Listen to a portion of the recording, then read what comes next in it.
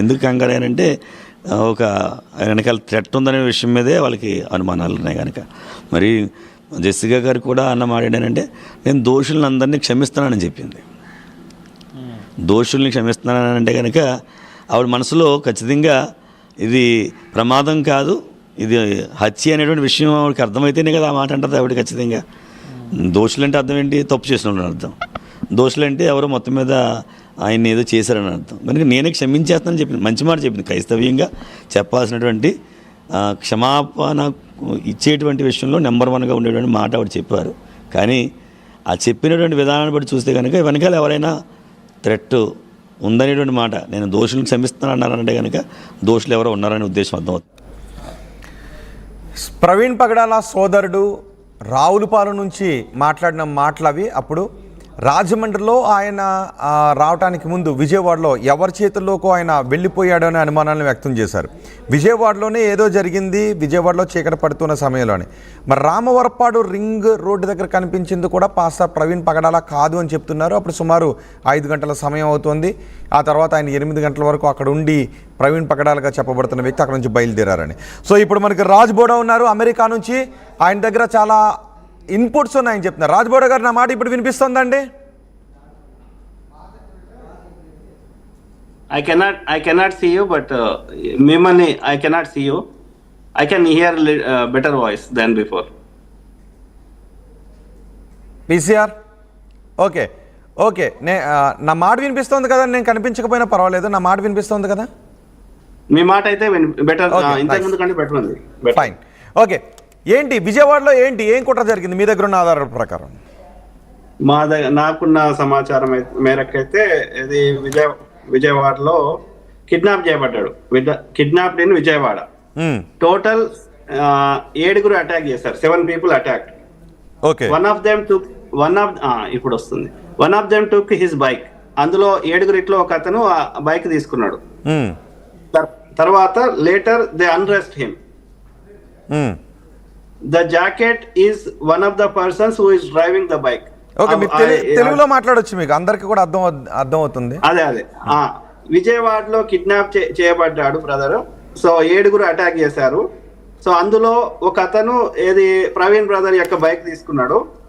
తర్వాత మొత్తం బట్టలు అతని అన్డ్రెస్డ్ అంటే బట్టలు ఇప్పేయడం జరిగింది. ఆ జాకెట్ అనేది ఏది అందులో ఒక 7 ఒక అతను ప్రవీణ్ బ్రదర్ యొక్క జాకెట్ తీసుకున్నాడు. తర్వాత ఆ ప్రవీణ్ బ్రదర్ కి పాయిజనస్ ఇంజెక్షన్ అంటే విషంతో కూడినటువంటి ఇంజెక్షన్ ఇవ్వడం జరిగింది.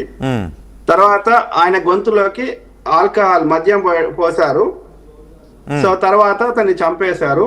సో ఆ తర్వాత కొవ్వూరు టోల్ గేట్ దగ్గర తీసుకొచ్చారు. ఆ జాకెట్ మళ్ళీ అతనికి శరీరం మీద వేసి అక్కడ శరీరాన్ని రోడ్డు పక్కకి నిలబెట్టారు.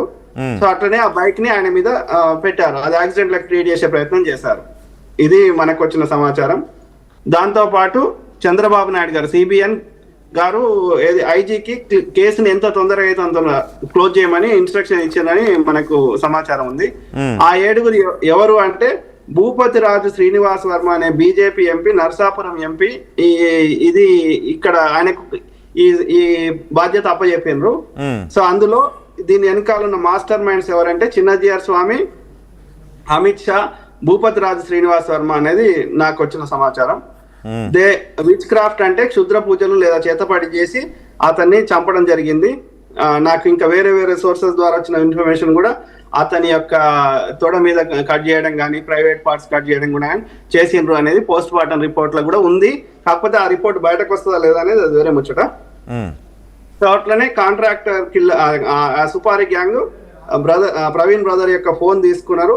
ఆ ఫోన్లకి వెళ్ళి డబ్బులు 6,20,00,000 ట్రాన్స్ఫర్ చేసుకున్నారు. ఎక్కడికి పోయినాయి అంటే ఒరిస్సా, ఛత్తీస్గఢ్, రాయ్గఢ్ 8తో ఎండ్ అయ్యే అకౌంట్ నంబర్లకు పోయినాయి అనేది నాకున్న సమాచారం.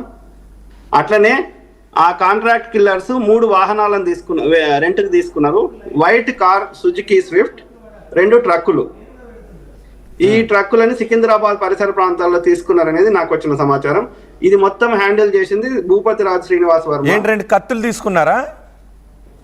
2 ట్రక్కులు, ఒక Swift car, white car Suzuki ఆ. స్విఫ్ట్. ఒక 3 కార్లు. సో, ఒక కారు 2 ట్రక్కులు. ఓకే.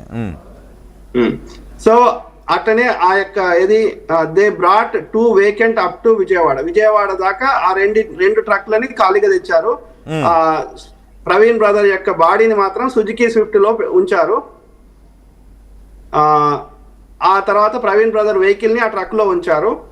రెంట్ గా 5 లక్షలు ఆ యొక్క రెంట్ గా ఇచ్చారు ఆ 3 వాహనాలకి అనేది మనకున్న సమాచారం. ఓకే. ఎవరు 7 కాంట్రాక్ట్ కిల్లర్స్, అంటే సుపారీ గ్యాంగ్. 7 అని మీకు ఎలా తెలుసు?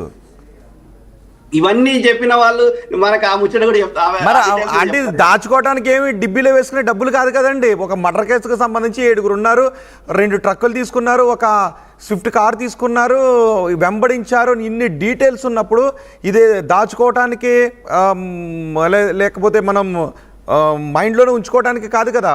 ఒక కేసు ఇన్వెస్టిగేషన్కి సంబంధించింది కదా. అంటే మీరు ఇందులో చాలా విషయాలు చెప్పారు.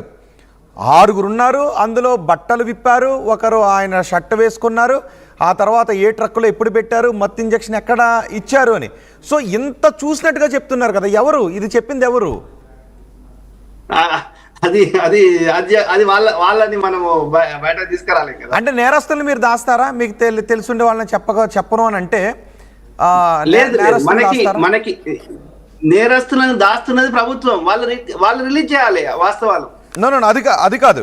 ఓకే, ఇన్ని డౌట్స్ మీ దగ్గర ఉన్నాయి, ఇన్ని డౌట్స్ కాదు, ఇన్ని ఆధారాలు మీ దగ్గర ఉన్నాయన్నప్పుడు ఆ చెప్పిన వ్యక్తి మీకు చెప్పిన వ్యక్తి ఒక పెద్ద కట్టు కథ అయిన అల్లుండి ఉండాలా? లేకపోతే మీకు చెప్పినటువంటి వ్యక్తి ఆ 7 పాటు 8వ ఓడైనా ఇన్ని ఉండాలా? ఎందుకంటే అంత షట్ట తీసాడు అనేటువంటి ఒక క్లియర్గా ఒక ఫ్రేమ్ టు ఫ్రేమ్ చెప్పారు కాబట్టి మీరంటున్న 7 కాకుండా ఇంకొకరైనా అయ్యి ఉండాలా, లేకపోతే కట్టు కథ అయినా చెప్పి ఉండాలా? ఒక్క మాట నేను చెప్తా. ఇప్పుడు ఆయన పేరు సోషల్ మీడియాలో ఒక పోస్ట్ పెట్టింది. మార్నింగ్ 8:30కి ఆ సుగుణాకర్ అంటే ఆయన, శివశక్తి సుగుణాకర్ అంటే ఆయన. అసలు ఆ పంచనామా కానీ ఆ గ్రామ అధికారులు కానీ అక్కడికి పోయింది 9:30 వరకు ఎవరికి తెలియదు అక్కడ ప్రవీణ్ బ్రదర్ శవం ఉందని. అట్లాంటిది ఆ కరుణాకర్ సుగుణ అనే ఆయనకి ఎట్లా తెలుసు? 8:30కి ఎట్లా పోస్ట్ పెడతాడు సోషల్ మీడియాలో? అట్లనే ఈయన తాగి చచ్చిపోయిందని, యాక్సిడెంట్ అయిందని ఎవరు ఒక కంక్లూజన్ రాకముందే.